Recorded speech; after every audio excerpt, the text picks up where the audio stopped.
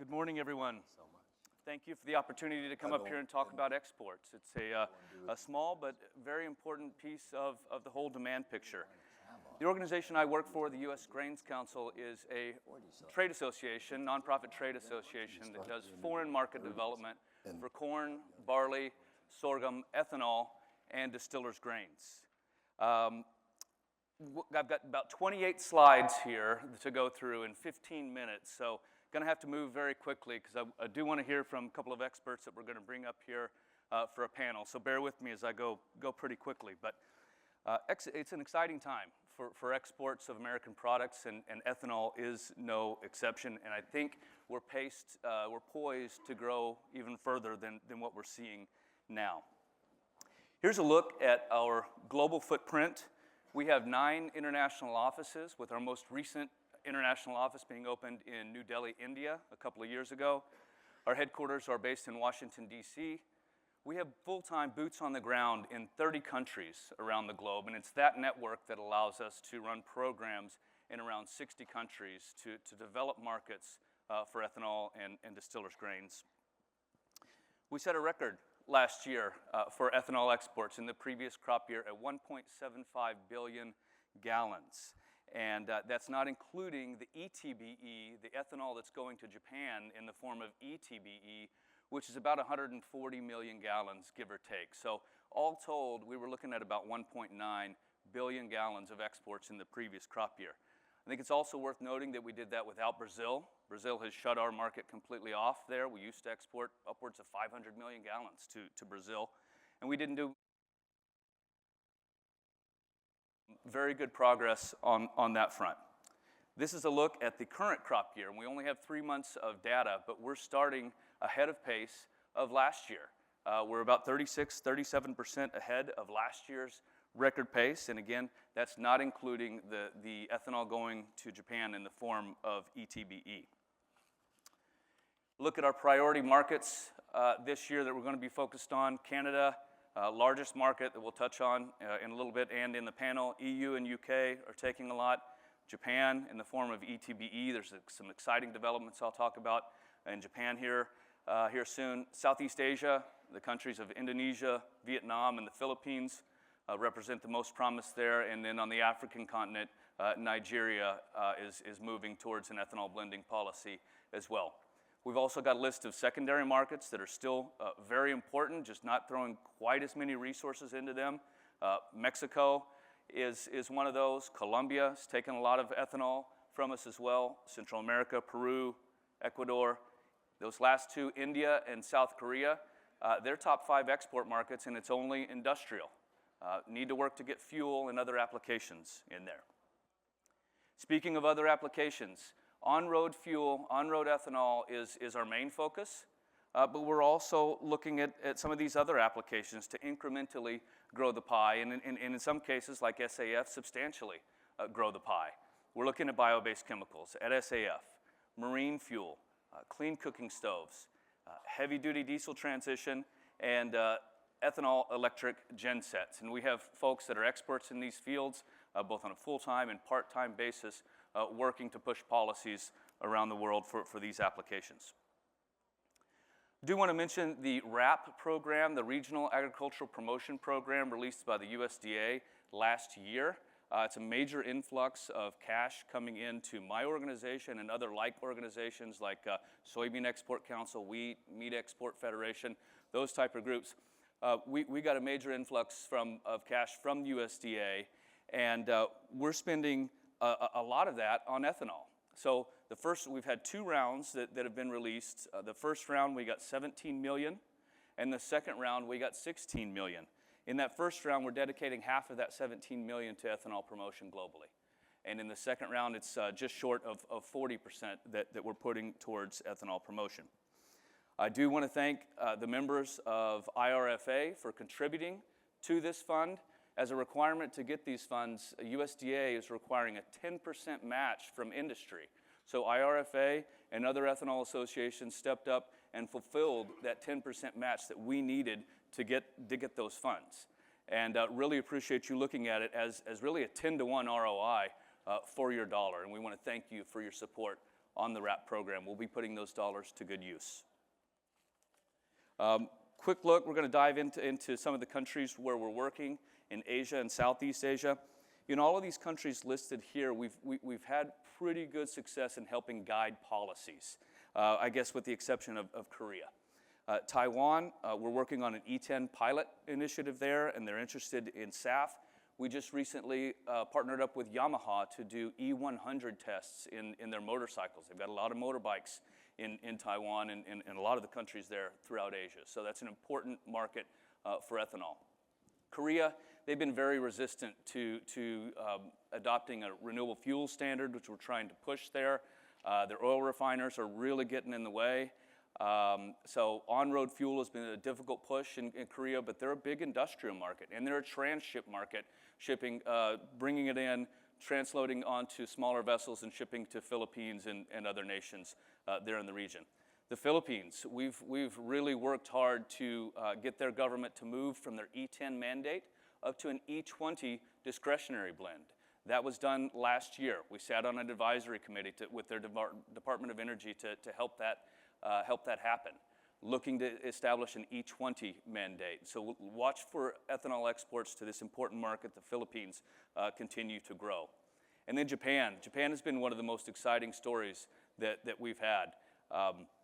ETBE now, but they're moving to E10 in 2030.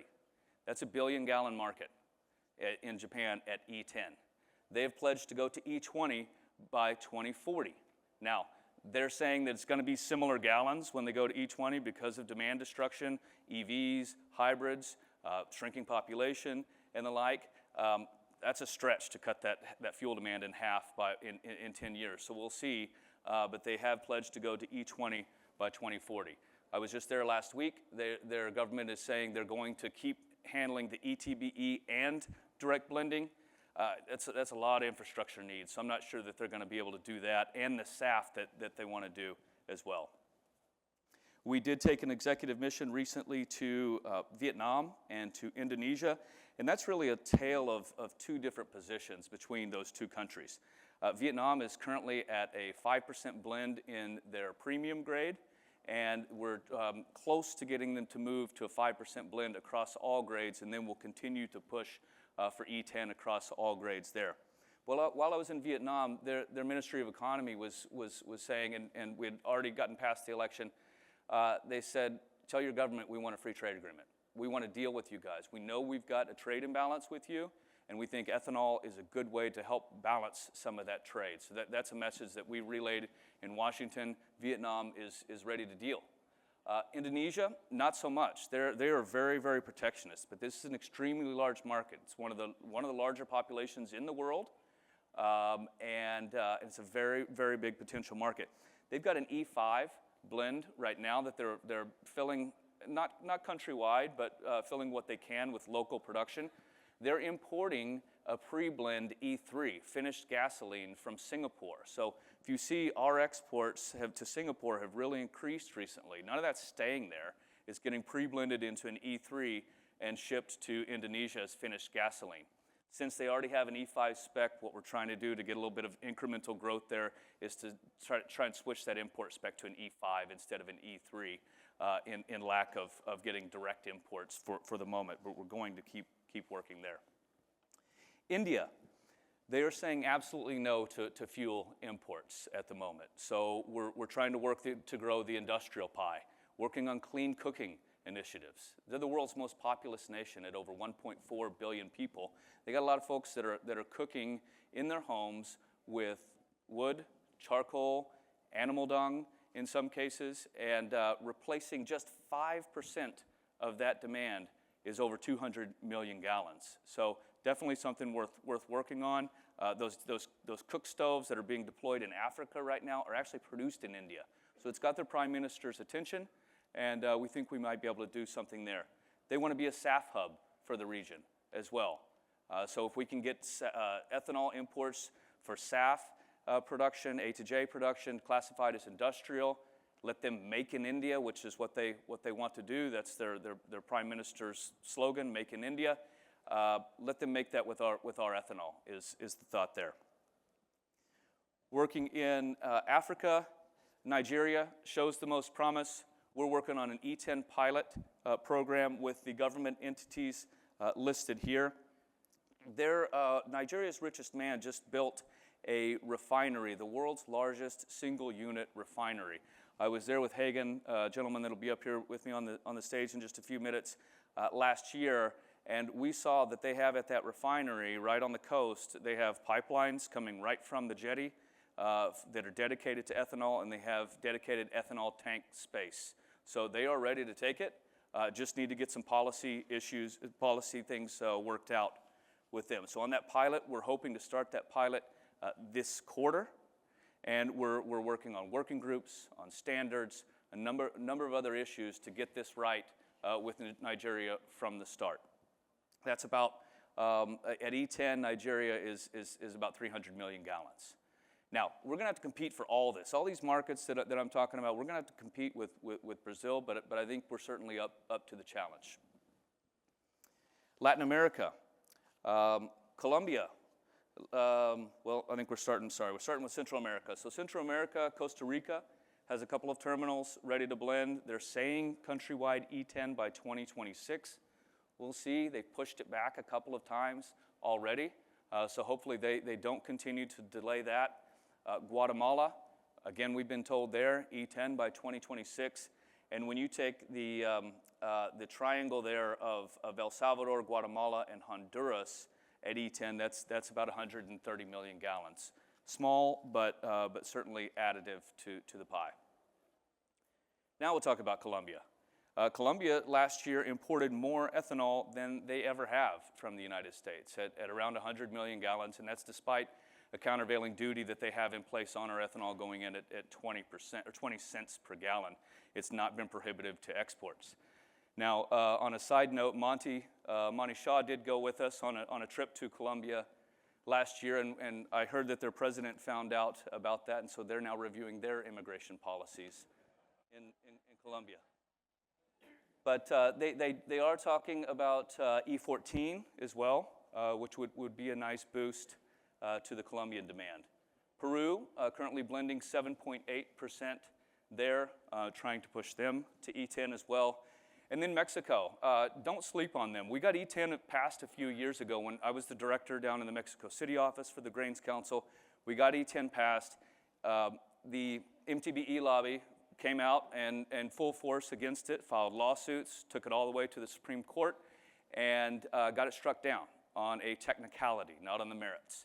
The previous president, AMLO, did not do anything to correct that, and so here we are with really nothing going to Mexico. But their new president, Claudia Sheinbaum, is a friend of ethanol. She's nationalistic. She's going to want national production, but she has written papers in the past advocating for E20 in Mexico. So she's a believer in what ethanol can do. It's a big, big market if we can get that thing open. Canada, not going to talk much about it. We've got a couple of Canada experts coming up on stage, but a record year to Canada last year, 655 million gallons. They have totally replaced the market that we lost in Brazil and then some, and just slightly above last year's pace right now for this crop year. Looking at the EU and UK, UK for going to E10 has been huge for our exports, and the EU, when they're not suing us for anti-dumping, is a pretty good customer. Several of their member states have adopted policies favorable to ethanol, and we are seeing the results of that in our exports to the EU. Again, record year for our ethanol exports to the UK, 227 million gallons. They're looking to implement a SAF mandate, and they would be one of the early adapters in the SAF space. Now I want to talk a little bit about global engagement. The U.S. Grains Council is involved with many multilateral organizations like the ones listed here. The UN, the International Energy Agency, IECA, WTO, and the International Transport Forum. And some people may say, you know, why do we do this? You know, some of these organizations are seen as slow-moving, archaic institutions, but they are working to shape biofuels policies through forums with ministers, through work programs. They're drafting biofuels publications, and they are writing rules that influence markets. So I think it's extremely important to stay involved in this space, and we have people dedicated to that. And our objective here in doing this is to grow the global consumption of ethanol for all applications and ultimately grow exports for your production. Look at this map here. You know, the world recognizes the potential of ethanol, and it's really our job, together with the U.S. government, to get more American ethanol into these countries. Working with multilaterals also provides a means to monitor rapidly emerging carbon taxes, carbon border adjustment mechanisms, and emissions trading systems that are financing some of these energy transitions that we're seeing in foreign countries. You know, here in the U.S., some may be a little bit skeptical of all the buzz around lowering carbon footprints, but you know, large parts of the world are demanding lower carbon products. We had to fight like hell in Japan for 5-6 years to get them to even take in our ethanol in that ETBE that they're taking. It used to be all Brazil. Brazil would ship it to Houston, get transformed into ETBE, and then it would all go out. We got the Japanese government to reevaluate the carbon score of U.S. ethanol, give us a fair shake in that deal, and now we have up to 100% access in that ETBE market, and we're getting that. We're getting a lot of that business today. And because of that, as they go to E10, we are already classified and qualified for the E10 that they're going to implement based on the carbon improvements that we've seen here in the United States through growing practices and production techniques. So it's extremely important around the world. And then lastly, last slide here, I want to finish up with a shameless plug for our Global Ethanol Summit. We're going to be hosting that in Washington, D.C., October 19th through the 22nd. We bring in around 400 visitors from 40-plus countries. These are government policy leaders, this is industry and related stakeholders. And I really feel as if this event, this is going to be the third one that we've done, it's creating momentum with policies globally, and really hope that you all be able to join us for this event. So I know that was quick, but I do want to hear from our experts. I want to thank you all very much for your attention and your appreciation of exports.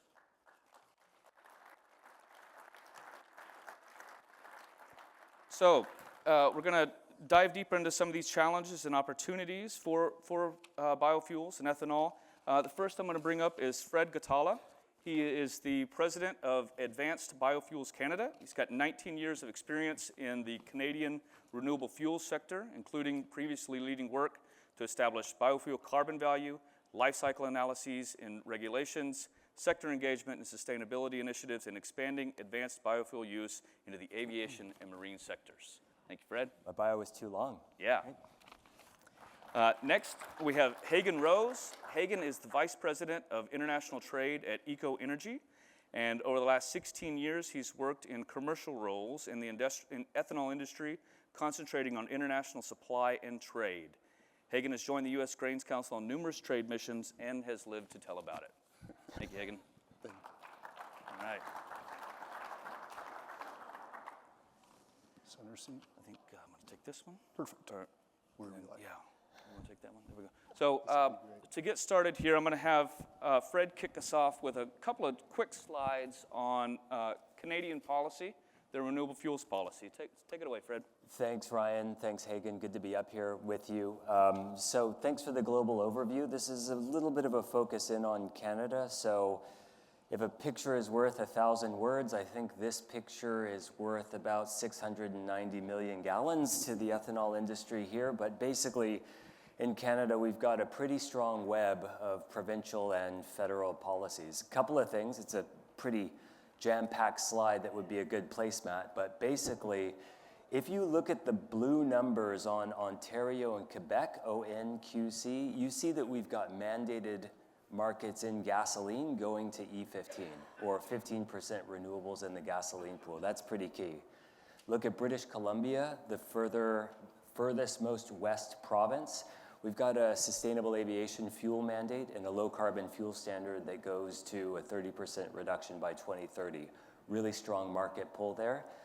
Also, look around, you do not see the words RVO in anything on this slide because all of our renewable requirements and CI reduction requirements, they're all in statute. We don't have to get together and go through that process, which it's fun to watch from north of the border, but we know how that is a really big deal for everyone. We've got multiple models in Canada, and basically we're trying to get renewable fuel demand up. Lots of things happening in the sector. And so on the next one, you'll basically see gasoline and diesel and renewables in both of those contents. So on the gasoline side, we're about a 4+ billion liter per year market in 2024, and we're going higher to almost 7 because of the clean fuel regulation that's in place. On the renewables and diesel side, we're at about 1.5 billion liters, and we're increasing from there. Much of that, especially that inflection point around 2026, is because of our federal program. Policy is key. Donnell made some very good points about what's happening in the US renewable diesel sector. That's even more so in the Canadian ones, because even though there's uncertainty about the 45Z credit rates, in Canada, we know we're not eligible for that. That is an exportable incentive that really stands and is harming our industry. So Canada must respond to make our domestic production whole, because it's basically hard to keep a market in place, a demand pull for renewable fuels, if you don't have domestic production. And the final one, I know that Speedway is a sponsor here, so this is our NASCAR slide of the number of groups that are part of our team, and we all work together to try to build demand, build an industry, and keep it rolling forward in Canada. All right. Well, thank you, Fred. We'll have some questions on Canada as well. I do have a list of questions up here that I'm going to ask the panelists, but I think you do have a QR code there on your agenda that you can scan and send any questions that you may have to me. I've got this handy iPad right here that if you send a question, it'll get populated. So we'll start off with a kind of a bigger picture one. Record ethanol exports in 2024. How did that happen? You know, I think for me it's a pretty simple answer. We had an opportunity where a lot of advocacy over the last few years has built a really steady climb in our overall exports. From a calendar year perspective, we went from 2021 about 1.2 billion gallons of exports to the world to now in 2024 about 1.9. I've seen it really from a handful of angles. First of all, having enough compliance, having GHG compliance to allow the Canada market to be able to grow, to allow Europe and the UK to be able to grow. Those have been our primary markets. So I see the GHG compliance really as an engine for growth throughout the last 4 years, and there's still opportunities in those markets. We also had, frankly, it was mentioned earlier, we had some fortune. Our value became competitive for the world compared to Brazil with some issues in crops there over the last year or two. So we did pick up exports that had been in Brazil in the past. So we saw both be able to allow us to take a step change up. I'll just add there that the U.S. ethanol exports have, I think in a very real way, helped renewable fuel policies in Canada stick because they keep the price low. Like the corn ethanol is just so efficient. So our math puts it at about 5.5 cents cost savings at the wholesale level because of fuel ethanol.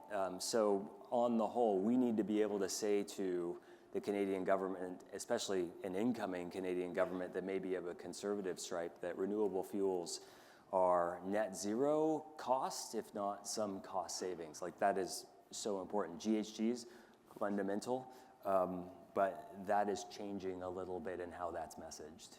Yeah, so you touched on that new government coming in. We've seen our largest market in Brazil come and go. We've had Canada replace it and then some, as I mentioned, taking more ethanol than any country ever has from us. How safe is that low carbon fuel standard that you've got there in Canada, especially if a new government comes in? Oh, that is such a good question. We don't have enough time on the panel, but I will say that renewable fuel and LCFS programs, they seem to have to be able to go through a shift in government to really prove their worth.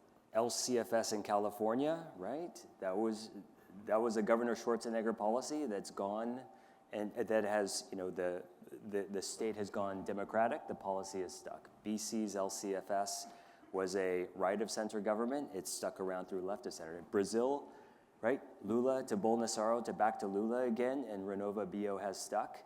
So we'll see what happens in Canada. That's the main thing that we are really working to preserve, which is that demand signal through the clean fuel regulations. There's a couple of things that could be tweaked, but I'll tell you, without a domestic sector in Canada that's producing, yes, imports will come in and help fill our market, but without a domestic production sector that's viable, it gets harder to keep that policy. So it's the investments that have been made, it's the cost savings at the pump, and frankly, it's good policy. There's some of the cheapest greenhouse gas reductions you can get anywhere. So we're feeling good about that. Certainly our outreach with members of parliament has been positive. We're getting the right signals back, but that is what is facing us in the months ahead, because we've got an election coming up no later than October 20th, 2025. So we're busy on that. Yeah. So, you touched on it, on the domestic production. I think that's an important piece. We represent the American ethanol producer, and our job is to drive exports. But in all these countries where they're working, they want to produce. And in a lot of these countries, they're going to produce a fraction of what they need, but it's still a success story for them, and it helps those policies stick around if they've got a little bit of fuel going in to meet their needs. So that's something that we're always conscious of. We saw it in Colombia. We went in there and started exporting a lot of ethanol to Colombia, and their local industry really suffered, and they brought a countervailing duty case against us. And luckily, we fought tooth and nail against that. I testified in that hearing 2 weeks onto the job, together with USTR, and we were able to get a smaller duty that was not prohibitive. But if we go around and we wipe out local production, the governments are not going to be as friendly to us. So that's always something that we do keep in mind. Sticking with the policy front, so first Trump administration highlighted trade disagreements and sought new agreements, which we really like to see. And we didn't see a whole lot of that in the last 4 years in terms of new trade agreements, but the exports grew. What do we expect Trump administration number 2 to look like? You first, Hagen. I left my phone over there. Could somebody check X or Truth Social for me? I'm a little shaky without it over the last couple of weeks. For me, I think there is a real hope that we can find some benefit and opportunity out of some of the disruption of traditional trade. I do notice, and we had a bit of a discussion last night, that for me, moving the physical material, moving ethanol around the world, it does matter to have some consistency in policy to be able to set the logistics. Our product is not a drop-in. We need to set tanks. We need to have a bit of a landing strip to be able to make plans for a year or two out. So it's important to have some stability. I also do recognize that this is a moment to disrupt, to find an opportunity for new lanes and maybe find those markets where there is that production where we can supplement and grow it in the moment. And I think the advocacy of groups like the Grains Council, like our advocacy groups for the industry have done a great job of reaching out and finding some of these markets. Beyond that, I can't tell you what's going to happen in an hour, much less what's going to happen for 2 years. Well, what I do see is an appetite to balance our trade. And I think ethanol, it just presents a wonderful opportunity to help do that. We've got billions and billions of dollars worth of ethanol to ship to nations around the world. We've got 2 billion gallons of excess capacity right now without adding another plant. So I think there's real opportunity, and we're focused at the Grains Council at promoting value-added products. It's getting tougher and tougher to compete in the commodity world. We continue to promote corn, barley, and sorghum, but we're laser focused on shipping out value-added products like ethanol. tariffs were so 19 hours and 45 minutes ago. We're like so in a different world now, right? But we do know that it was funny because when we had our meeting for this panel, the world changed since then, and when we got on planes yesterday and then got off the planes and the world had changed again, so it's super dynamic. But we do know that the counter tariffs that were stated by the Canadian government were in two tranches. The first one was 30 billion of goods, the second one was 125. On the first 30 billion list, there were no fuel products on it. There was no ethanol, no biodiesel, no renewable diesel. But there's 130 billion of, the second list, which would be subject to a 21-day consultation with industry. We're very much in touch with the embassy and the agricultural representatives from the government of Canada that are in the U.S. But we'd certainly see that being something that would be at least thought about. It would certainly have some impacts on Canadian consumers at the pump because 9.5% of our gasoline pool is fuel ethanol. So free trade is very good, especially for the renewable fuel sector. Yeah, seeing a lot of questions on tariffs coming up here. Hopefully that addressed it. I think some of your questions, no ethanol mentioned from Canada and retaliatory tariffs. We're not shipping a lot, to Mexico right now. 60 million gallons. I guess that's a decent amount, but could grow a lot further in a fuel scenario. But again, no ethanol tariffs there. China has those tariffs are on as of today. China has announced their retaliatory tariffs, and zero agriculture products, period, are on there. We'll see. Is that a different story with the EU? If we hit the EU with tariffs, Ethanol's been a focus in the past with trade restriction out of Europe with some anti-dumping back 15 years ago. The industry is developed in Europe and the UK, and frankly has a very strong advocacy group of their own. So it would not be lost on me that you could see that occur. And frankly, we talk about the competition from Brazil. It's easier for the Brazilians to reach Europe than it is to reach some of the other markets. So I could see the opportunity there.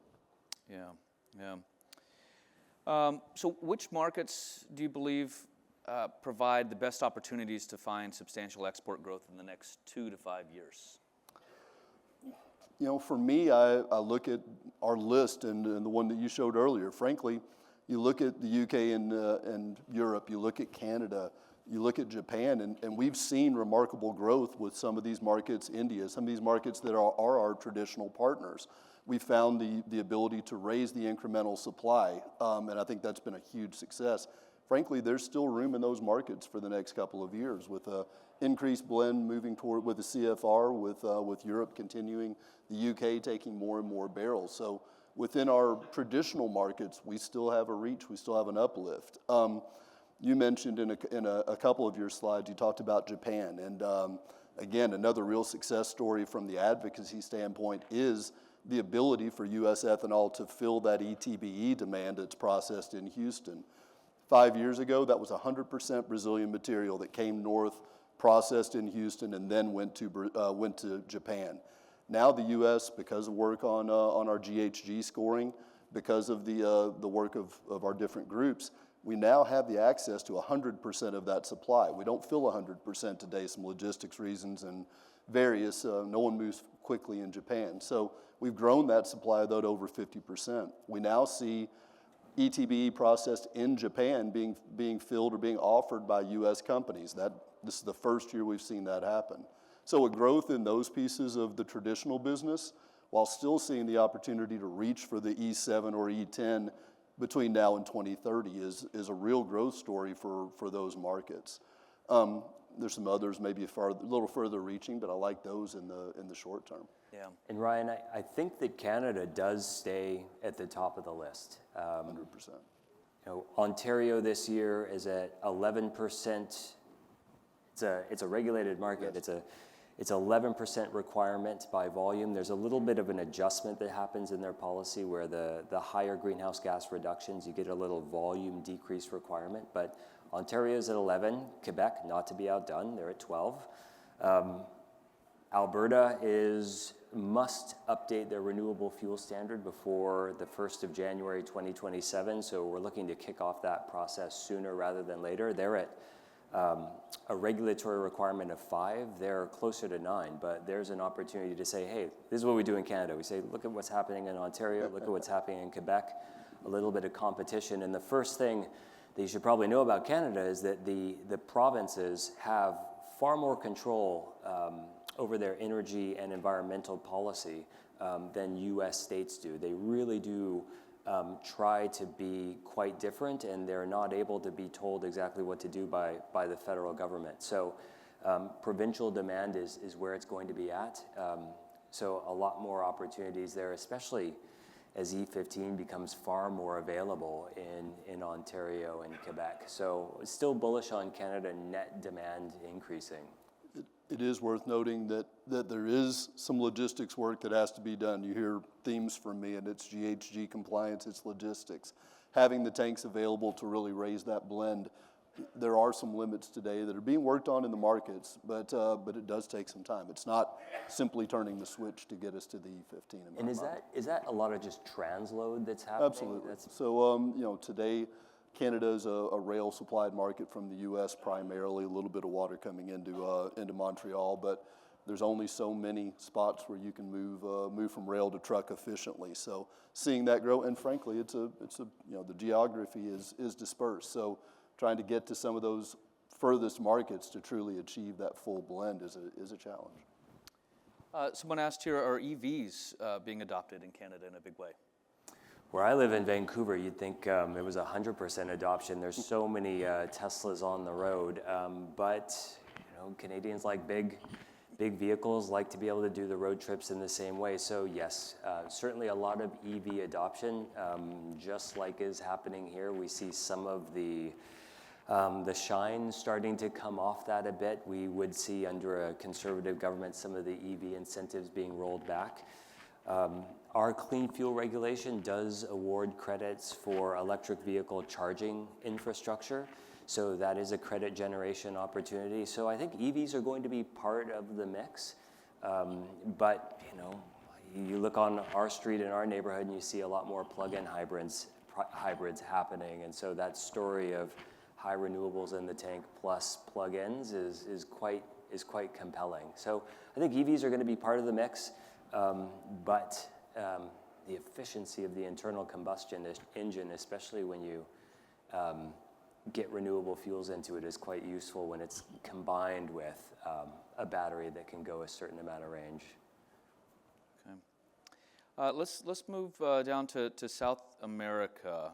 You're getting a couple of questions on Brazil. How will the U.S. ethanol stand out with Brazil ethanol to compete in global markets?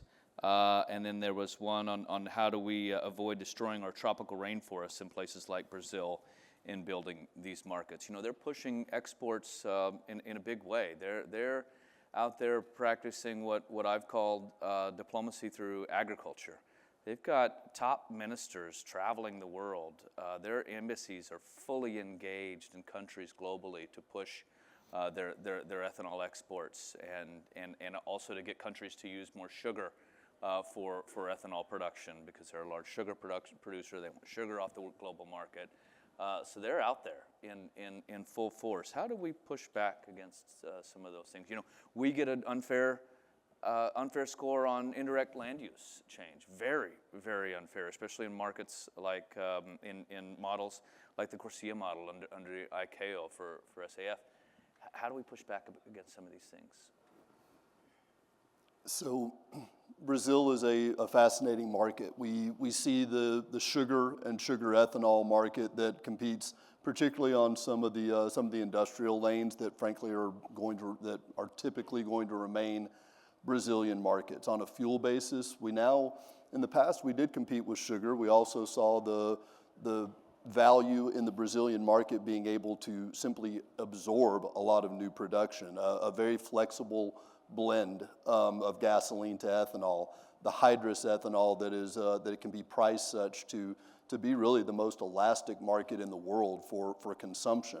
So I think that the Brazilian the Brazilian government, Brazil as a rule, can control some of the supply and demand on their own. But I think the real change has been the growth of the corn ethanol market. You know, 8 years ago, this was just really nascent stage. Now we're looking at what, 10 billion liters, 2.5 billion gallons of corn ethanol being produced this coming crop, in that range, compared to really zero 8 years ago. So seeing how that part has really changed the shape of the Brazilian curve, you know, always in a carry in the past from the beginning of the crop to the end. Now you have the ability to have feedstocks that can be stored, that can be produced to meet markets. The U.S. has been remarkably adept, as I mentioned before. In the last 4 years, we have grown those exports. Just last year, with a bit of a tighter crop and higher prices in Brazil in 2024, about 300 million gallons of exports were lost from Brazil. We picked up about 500 million gallons. So being price competitive, being focused on the GHG from the crop through the production and through the transportation to those markets are how we eventually compete in the world stage. So maybe to build on that, one of the things, I mean, we've seen Brazil put a lot of effort into having biofuels and the bioeconomy be an increasing part of the international climate discussion, right? The G20 in Brazil really did a lot to try to get those common rules of the road for carbon accounting. Like, let's figure out how we run the models so when we do a new policy in a non-OECD country, it doesn't take us 10 years to align on a model and a reg structure. They're doing a lot on pushing back against quantitative indirect land use change to look at a risk-based approach. So for our last two UNFCCC conference of the parties have been in, you know, the UAE and Azerbaijan, and basically fossil fuel COPs. The next one's going to be in Brazil. And so that's going to kind of push on biofuels. Canada's got the G7 this year. I know that we're looking and working with the government to try to keep pushing on all of these carbon accounting things that remove roadblocks from renewable fuels increasingly participate. So I think they've continued a lot of the good work that India has done through the Global Biofuels Alliance. And so I think top line, very useful, but yeah, it's a market that everyone competes in. But as soon as, you know, all of these issues on food versus fuel, ILUC, land use change, all of these things are just distractions that regulators trying to create a market say, what do I do? And so if we get some like clear guidance, and, you know, the IEA is helping, the Food and Agriculture Organization is helping, like, I think Brazil's been pretty useful in some of those rooms. Yeah. And I would just comment, you know, Brazil has not been a good faith trading partner with us. At the height of our ethanol exports to Brazil, half of our ag trade going to Brazil was ethanol. And they've shut that off completely with a 20% tariff. And today, there's a 9-to-1 trade imbalance in favor of Brazil in ag trade alone. And they're not giving us access to the Renova Bio, their version of the RFS. And they've got the tariff on that has just shut that market off. And as the Trump administration looks to, they've instructed USTR to look at trading partners that are undertaking unfair practices and to correct that. And I'm hoping and pushing for Brazil to be at the top of that list. They import ethanol into our country at I think 2.5-3% value-added tax, and that's it. And then they've completely shut us off. So it is not an equal situation. We're not on equal footing, and we're looking to correct that. Got a question on Nigeria here. So we mentioned Nigeria has infrastructure ready to go. They do at that refinery. So what's the holdup? How big of a market is that? And I think we've got that calculated just over 300 million gallons, 330 or so at E10. Have you been in touch since we've been there? So we have had some commercial conversations. There has been discussions of a tender for pilot programs to start using those big, beautiful tanks that sit right there on the coast. I think there's still a little bit of work to do to get comfort within the government, within the regulatory groups. But frankly, the work that has been done here over the last year is moving it in the right direction. one of the things that really excites me about that location is not only the demand there in Nigeria, but frankly, it does open all of West Africa. You look at a huge demand center when you think of breaking bulk there to be able to deliver finished gasoline to various markets. So for me, crystal ball, it's a huge market 5 years out, and it's one that we have to continue to develop.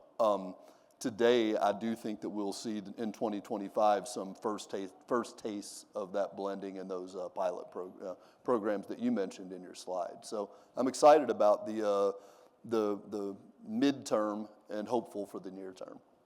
Yeah, they want to be cautious. So years ago, they did implement an E10 policy, and some cowboys came in and started putting E40 and beyond into their old cars, and they had some issues. They did have some issues, so they cut it off and really haven't been willing to talk about it until the last couple of years. So we're making progress there. Let's see here. Let's go back to Canada, Fred. So we've heard that SAF policy is on the move in Canada. What is the latest? Oh, good one. Thanks. So the first SAF mandate in the Americas is the province of British Columbia, my home province. So that there's a volume. So the low carbon fuel standard regulation in British Columbia, it's very efficient in that it has a volume requirement and a carbon intensity reduction requirement. So they've got two very good levers that they can use to build in demand.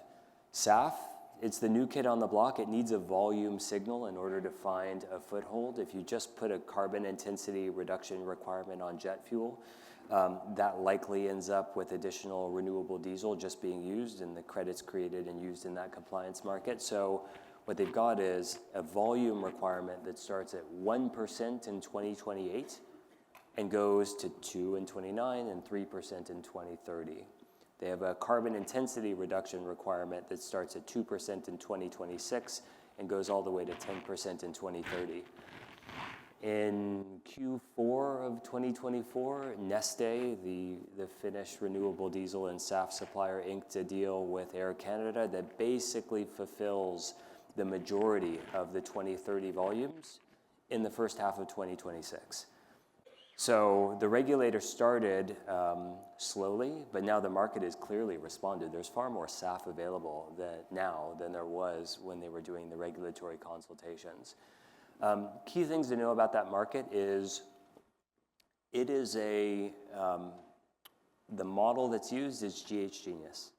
There is no indirect land use change in that model because it's not an ISO compliant methodology or concept to be included in LCA. It awards credits for soil organic carbon. That's very key, especially for all of the no-till that's being practiced in North American agriculture.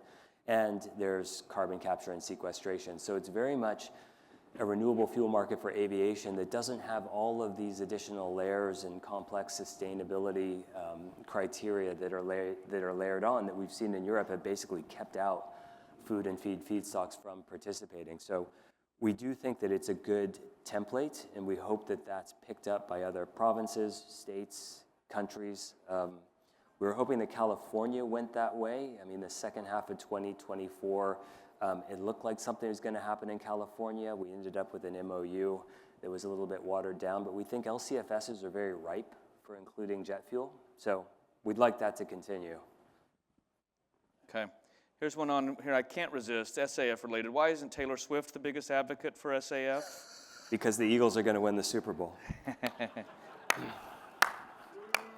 That's a tough one. Take it. Okay, moving on. So we haven't talked much about China. Do we see increasing Chinese EV production impacting ethanol adoption? Are they exporting those cars to the world? Not to the U.S. Not to the U.S. But to Canada. the world, absolutely. Yeah. Europe and, all of the world finding a value in a small, affordable vehicle. Today I have hope that we will see a reinvigoration of some of the trade decisions from our first Trump administration to maybe reignite the demand for ethanol and other products to start flowing again. We haven't seen that material move in a long time from the U.S. from about 2018 forward, really, on any scale. So we talk about the fact that we set a record last year, and Ryan mentioned earlier, we did this without China, we did it without Brazil, we did it without big octane markets. So finding this ratability and growing that has been a tremendous success. If you could layer on a standardized, ratable program to China, frankly, it would be a game changer for the industry. Yeah. So under that Phase 1 agreement in the first Trump administration, corn was a big winner there. We exported 21 million tons of corn, but we didn't get any ethanol in there under that deal, and we didn't get any distillers' grains either. So those are a couple of things that we want to correct. They've got an anti-dumping duty and countervailing duty against against DDG that are hugely prohibitive to distillers going in. They're going in through some free trade zones, kind of sneaking it in, but not in the millions and millions of tons that we saw distillers going in there before. So hopefully in a round 2 of Phase 1, we can inject ethanol and distillers' grains into that conversation.